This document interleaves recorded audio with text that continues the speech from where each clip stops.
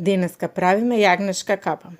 Тоа е едно многу убаво пролетно јадење кое што моите родители го правеа многу одамна. Јас искрено не сум. Ќе пробам да ги имитирам, да видам како ќе испаѓа. Се прави од јагнешко месо, спанаќ, младо кромиче, старо кромиче за да има сос убав, морковче и по моја јас си додадов целер, иако не се сеќавам наискрено дека моите родители ставаа целер во ова јадење. Меѓутоа, искрено, мене многу ми се допадна. Овој вид на зеленчук има посебен вкус и му дава убав шмек на јадењето. Месото се набрашнува, па се пржи кратко во загреано масло. Се вади од маслото и потоа во истото масло се пржи исечен кромик, морков и целер.